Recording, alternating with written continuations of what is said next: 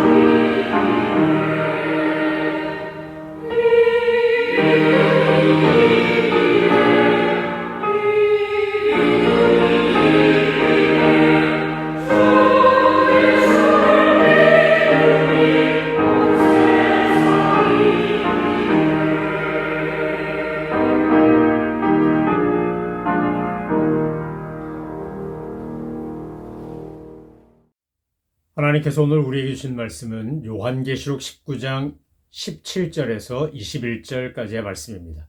하나님의 말씀을 받들어 읽겠습니다.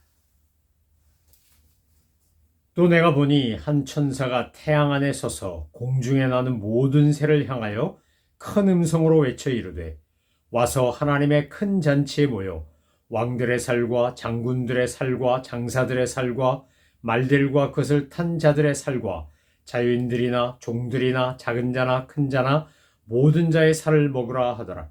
또 내가 보매 그 짐승과 땅의 임금들과 그들의 군대들이 모여 그 말탄 자와 그의 군대와 더불어 전쟁을 일으키다가 짐승이 잡히고 그 안에서 표적을 행하던 거짓 선지자도 함께 잡혔으니 이는 짐승의 표를 받고 그의 우상에게 경배하던 자들을 표적으로 미혹하던 자라. 이 둘이 산채로 유황불 붙는 못에 던져지고 그 나머지는 말탄 자의 입으로부터 나오는 검의 죽음에 모든 새가 그들의 살로 배불리더라. 아멘. 요한계시록 19장 17절로 21절 말씀은 짐승의 멸망에 관한 내용을 자세히 기록하고 있습니다. 이 영광의 승리자 되시고 영적 전쟁 최후 심판의 승리자 되신 예수님께서 오시면 짐승과 거짓 선지자는 반드시 멸망한다는 겁니다. 이 말씀이 그 당시 초대교회 교인들은 말할 것도 없고 오늘 우리들에게 위로가 되는 것은 바로 우리의 믿음의 소망과 우리 종말 신앙의 최종적인 목적지는 예수님의 재림과 이 땅의 모든 악이 심판을 받고 멸망하는 것이기 때문에 그렇습니다.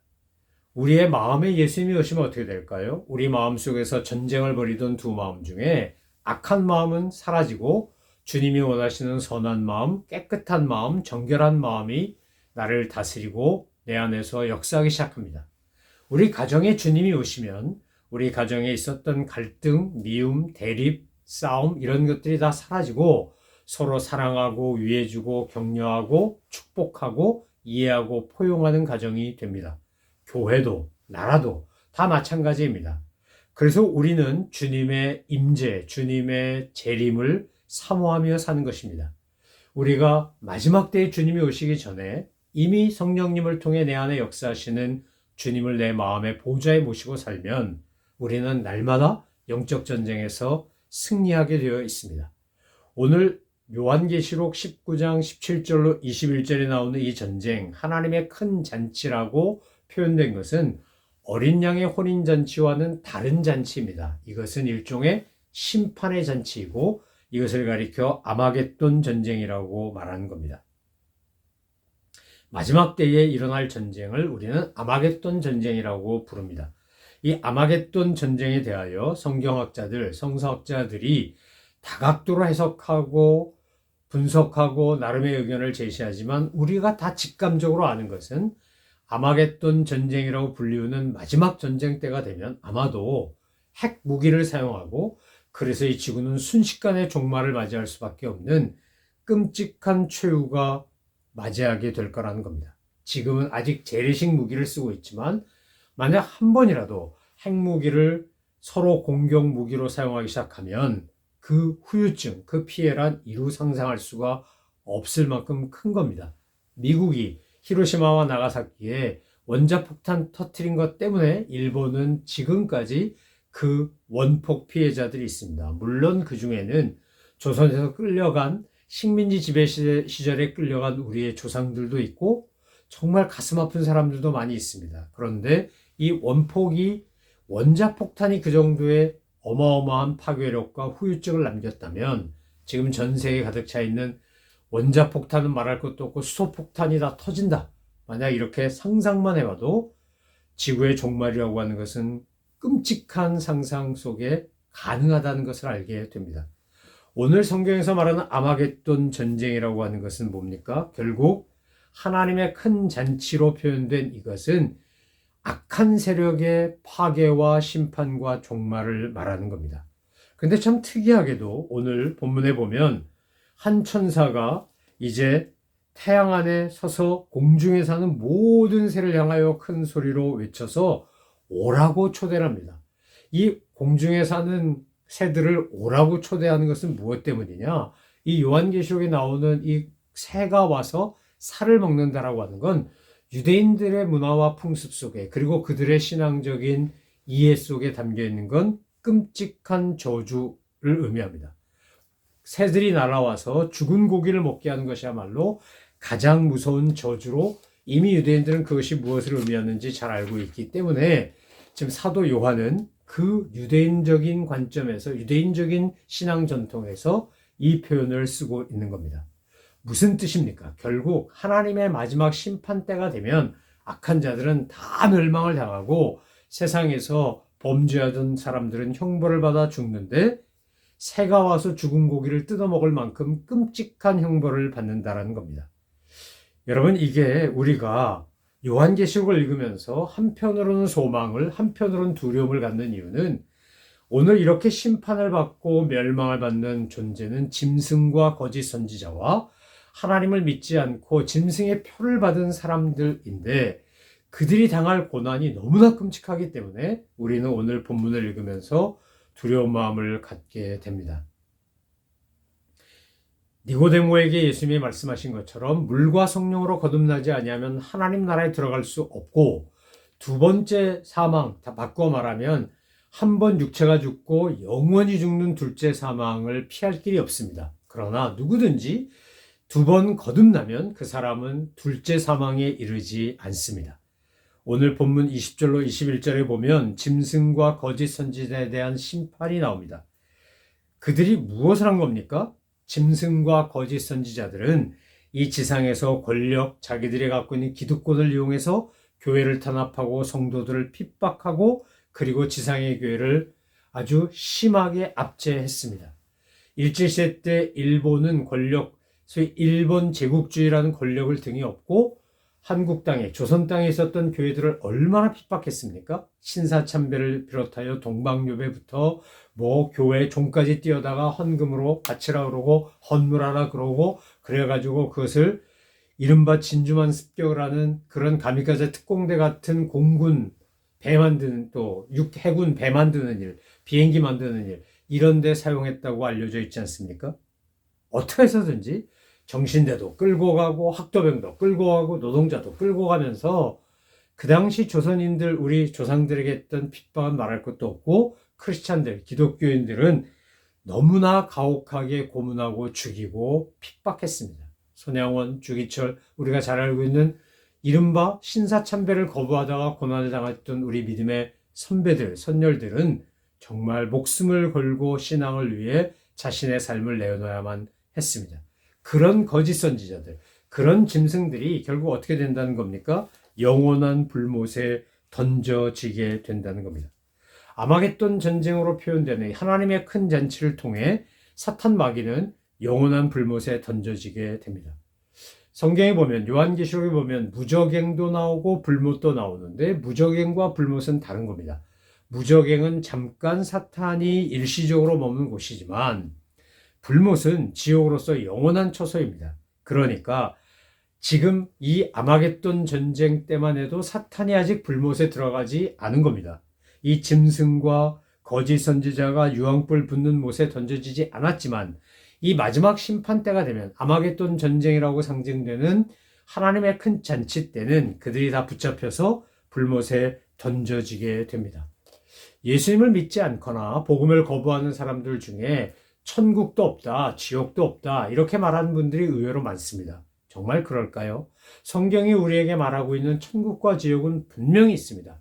우리가 날이 어두워서 구름에 가려가지고 태양을 보지 못해도 태양이 있는 것처럼 천국과 지옥은 하나님의 섭리 속에 분명히 있습니다. 그래서 구원받은 자들은 이 땅에서도 천국을 누리고 살지만 영원한 하나님의 나라, 예수님이 우리를 위하여 처소를 예비하신 그곳으로 가게 되고 예수님을 믿지 않는 사람들은 이미 믿지 않는 것으로 인하여 이 땅에서 징계를 받고 심판을 받았을 뿐만 아니라 영원한 불못에 던져지게 되어 있습니다.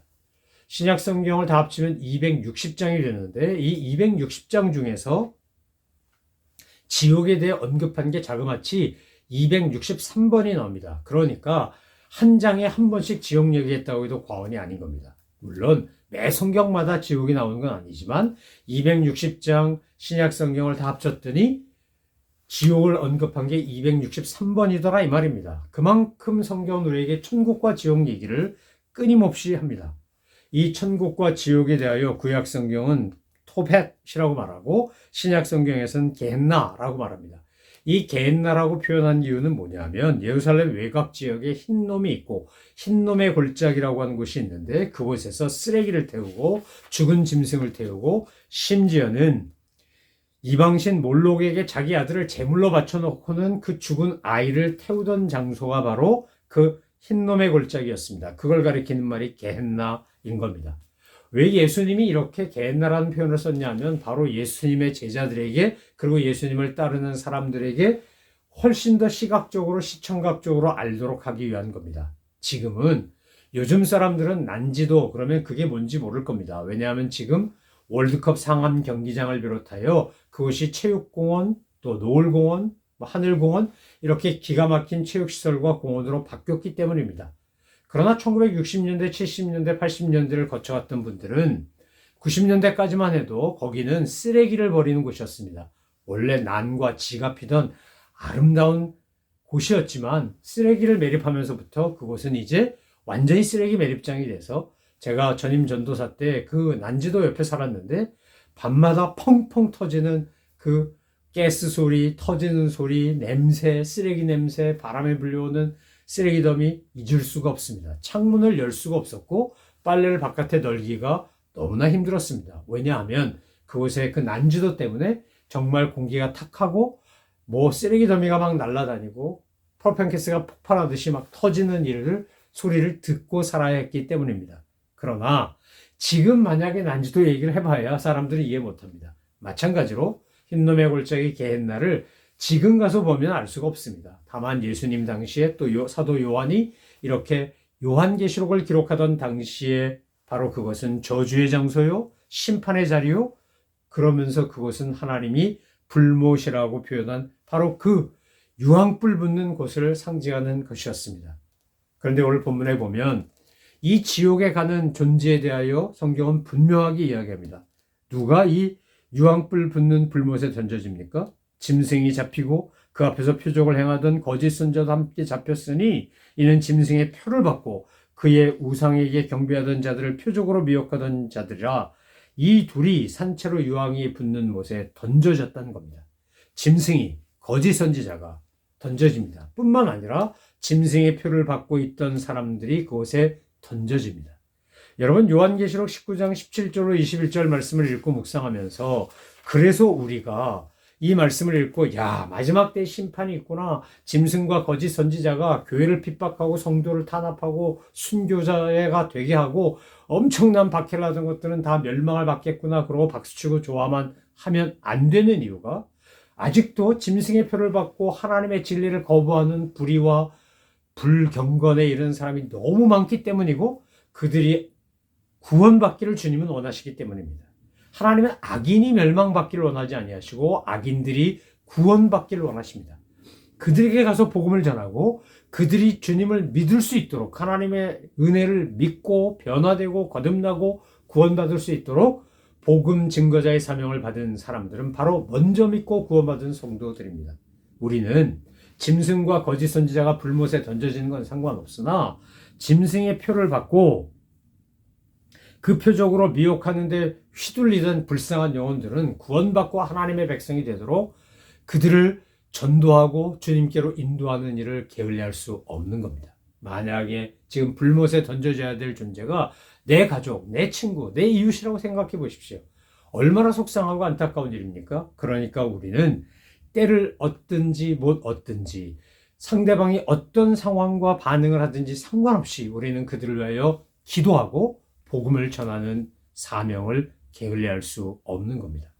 이제 마지막 때가 다가올수록 정말 마지막 종말 지말이 될수록 우리가 더욱 열심히 해야 될 것은 전도하고 선교하고 잃어버린 영혼들을 구원하는 일에 최선을 다하는 것입니다.